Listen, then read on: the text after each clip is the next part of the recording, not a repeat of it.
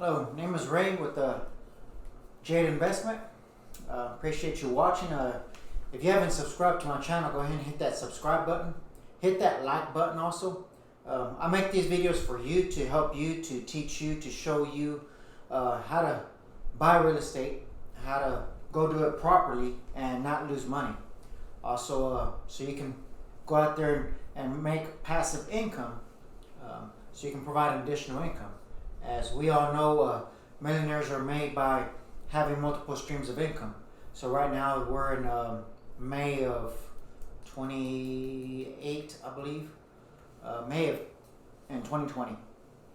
So right now we're about to get in a recession, or some say depression, and so on. It's gonna be really rough here. Give it about 6 months to a year, and you're gonna see homes that are discounted. You'll see foreclosures. You're gonna see properties ranging over from $15,000, as low as $15,000, all the way up to $100,000 for different size homes, anywhere from a 2-bedroom all the way up to a 4-bedroom, 3-bath. So this is what I want to show you, is how to buy real estate in a recession, depression. I believe it's going to happen within 6 months to a year, and you may be thinking, why would you want to do that? Why would you want to? Well, the way I look at it is, I'll buy properties to put families in there. You can look at it that way also. That's a different way to look at it. Is you're going to have families get out of these properties. They're going to go into foreclosure. Banks are going to take them. Mortgage companies. So why don't you purchase them and put other families in there, or you can even put the same family in there. You can make a deal with them when you purchase it. So here's just a few few things to think about. For instance, number one will be, being on sale doesn't make it a good deal. So in other words, just because it's a $50,000 property does not make it a good deal. Make sure you do your due diligence and run your numbers. Run your numbers every single time. You have to run those numbers. If you don't run those numbers, you may have a bad deal. Just because it's on sale, you may have a bad deal. It doesn't mean it's good. Run your numbers.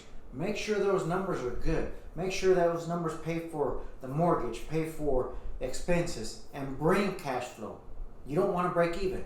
You want to make sure it's bringing cash flow in. Extra income each month. Reason why is because you're going to want, and I'll show you later, you're going to want reserves. You're going to want reserves. So let's go to number two. Get comfortable with your protocol.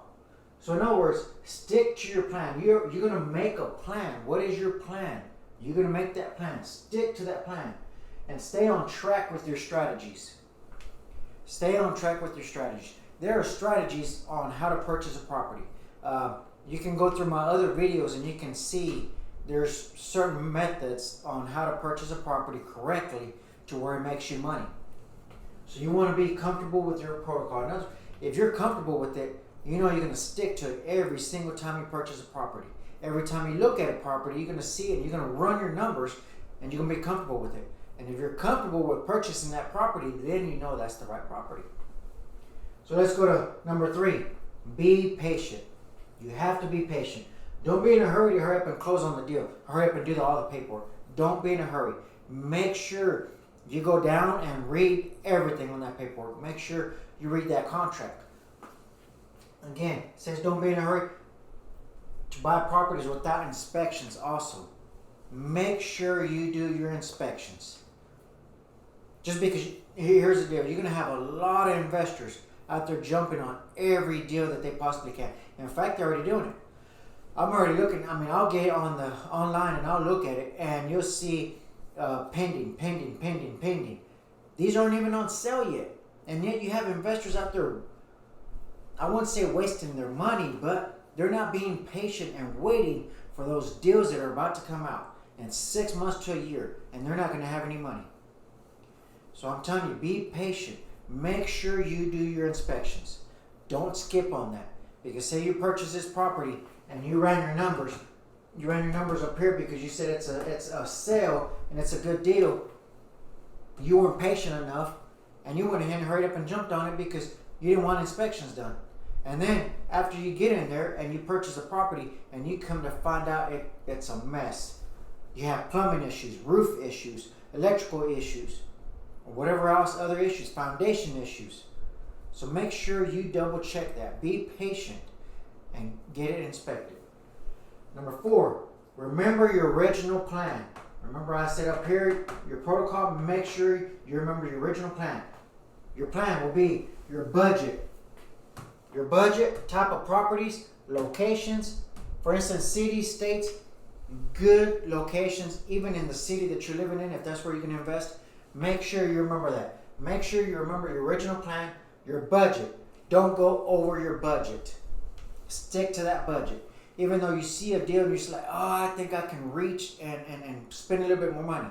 Remember your budget. If you stick to your budget, you will make a lot of money. If you get out of your budget, you're not. Locations. Make sure it's a good location.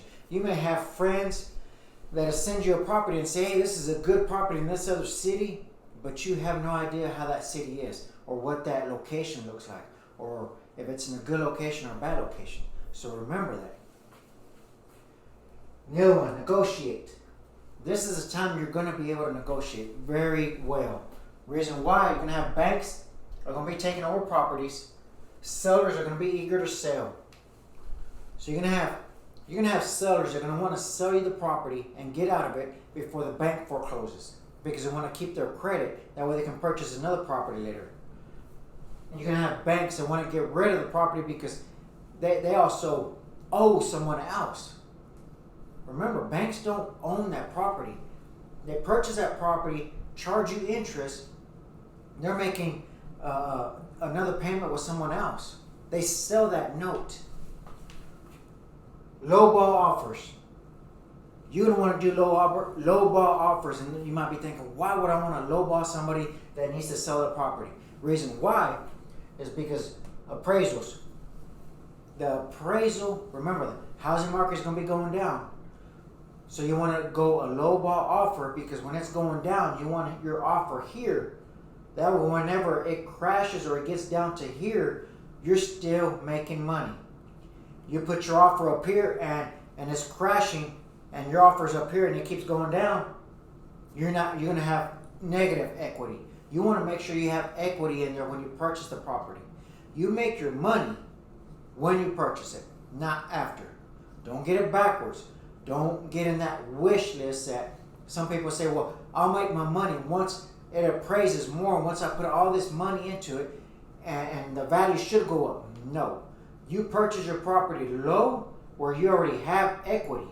And then when you fix it up and you spend that money to fix it up, now it appraises higher. Now you have extra equity. So remember that. Negotiate. You want to negotiate very well there. Number 6, be aware of rents. Rents are going to decrease. Rents are going to decrease. I see it here in this town already. I see it here in the state. It is decreasing. Rents are decreasing. Everybody is competing. All these apartment complexes are competing to have people stay in their apartments. You have a house. People like to live in a house more than they do in an apartment. So remember, rents are going to decrease. So what you want to do when you purchase a property, they're going to decrease. You want to calculate your rent 10 to 15% less than it was a few months ago. So take off 10 to 15% off the actual rent several months ago, say 6 months to a year. Take 10 to 15% off of that when you run your numbers. So when you're running your numbers, subtract 10 to 15% off of the rent because the rents are going to go down. And you want to make sure your numbers are correct. And number 7, keep cash reserves. I like to keep 6 months to a year. I like to keep the year. A lot of people say keep 6 months. Reason why? Because you're going to have tenants that lose their jobs. For instance, we have 36 million people right now. 36 million people unemployed. 36 million unemployed. So you're going to have people lose their jobs. You want to have reserves. If you have properties, you want to have reserves. Most people say 6 months. You'll be fine with 6 months. I like to keep mine at a year. Reserves at a year. So in other words, say you have just one property and it's $1,000 of rent that they pay, and your mortgage is a lot less. Say for instance $1,000, so that's $12,000. You want to have a whole year's worth, which is $12,000 in reserves, put away just in case. Some people will just be happy with 6,000. So put that with 10 properties at 1,000 a month. That's $10,000 a month. So that's $120,000 in a year. So that's why I like to have mine at a year. Also, number 8, don't get suckered into a bidding war. The reason I tell you a bidding war is because, for instance, online auctions, live auctions, or a realtor telling you that you have another investor that put their offer in there, so I need you to put your max bid offer in there. That way you can get the property. Don't fall for that. My realtors, and I say realtors because I have them in different cities, they understand. I will not fall for that. I don't play that game. I don't play that game of if somebody else put a different bid on there, you might want to put your max bid. No. I have my number that I'm going to pay for that property.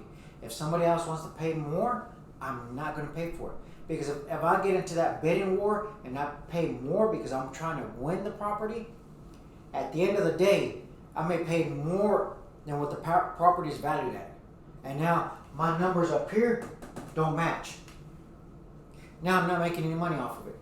So don't fall for that. In fact, I did one this past week. I believe it was Saturday. Today's Tuesday. It was Saturday. I started a bidding auction. It was online. I did an online auction, and I knew what my max was going to be, so I kept bidding.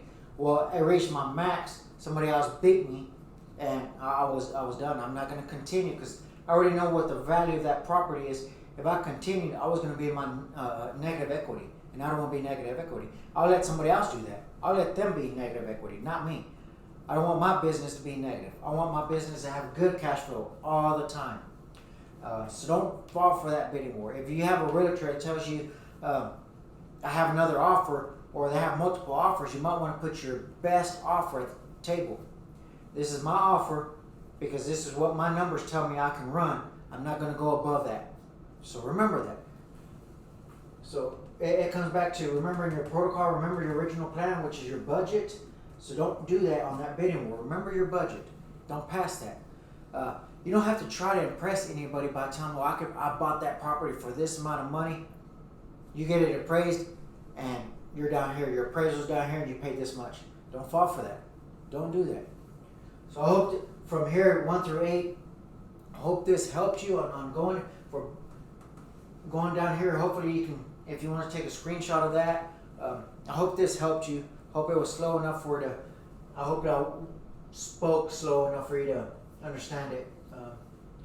This is just something to help you during this recession, depression.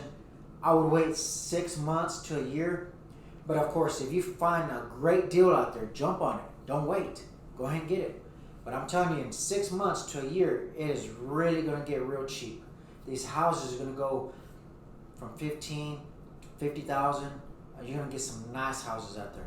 So that's what I'm waiting for. I'm not saying that this is what I want for other people, that I don't wish them bad, but this is just something that the hand has been dealt, and this is what's going to happen. We can't stop it. As I said before, this is to help someone else. If I find a house out there that's being foreclosed, I'll purchase that property, and I'll give the owners that option to stay in that property so they don't have to go try to find another place. Like I said, hopefully you enjoyed this video. If you haven't subscribed, go hit the subscribe button and hit that like button. Also share this video with others so others can see what you're learning, and hope this helps you, and we'll see you on the next video. Thanks for watching.